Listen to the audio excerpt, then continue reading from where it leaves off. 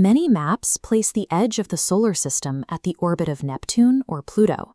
However, the sun's physical influence reaches far past the last rock in our neighborhood.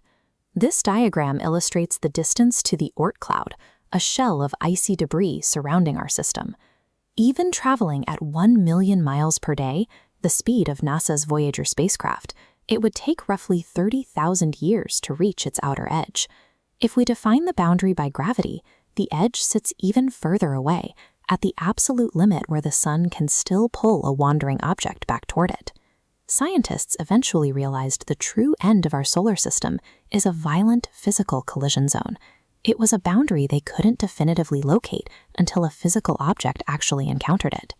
In 1977, NASA launched the twin Voyager spacecraft on a one-way trajectory to find that exact boundary. Decades into their journey, the probes hit a startling anomaly in the freezing vacuum of deep space. They plunged into a blazing wall of fire, registering temperatures up to 90,000 degrees Fahrenheit. A machine built in the 1970s should have melted instantly in those conditions. Their survival reveals the actual physics of the environment surrounding our planetary neighborhood. This orbital map shows how a rare planetary alignment allowed the Voyager probes to use gravitational slingshots to rapidly tour the gas giants. Each flyby boosted their speed, throwing them deeper into the void. At Jupiter, the probes gave us our first detailed look at the planet's chaotic atmospheric bands and the Great Red Spot, a massive storm spinning counterclockwise. Flying past Saturn, they analyzed the complex structure of its famous rings, revealing the gaps and waves that scientists are still studying today. But the mission required a major navigational sacrifice at Neptune.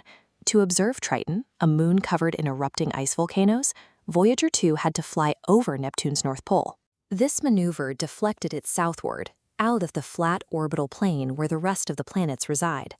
This southward plunge locked Voyager 2 into a solitary, unalterable trajectory, hurtling directly toward the true edge of the solar system. The sun emits a continuous flow of charged particles, known as the solar wind. This expands outward, creating a massive bubble called the heliosphere.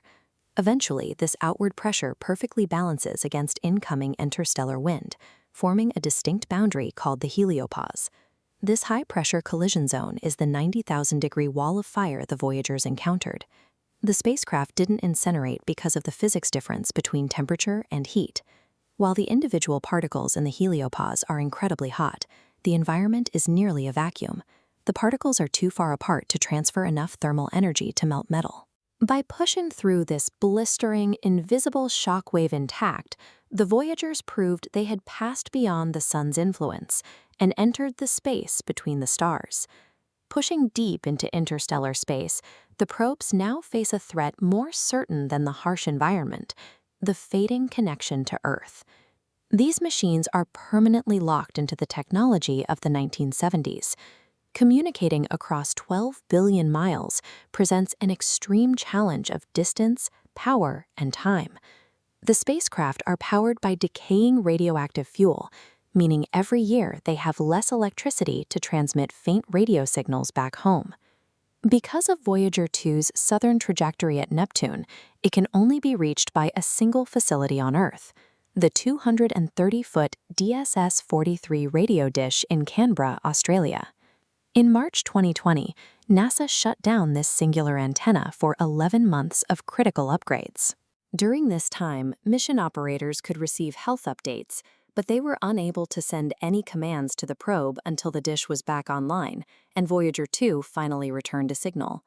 We have to constantly rebuild our most advanced Earth-based antennas just to keep a 40-year-old machine from becoming lost in the dark.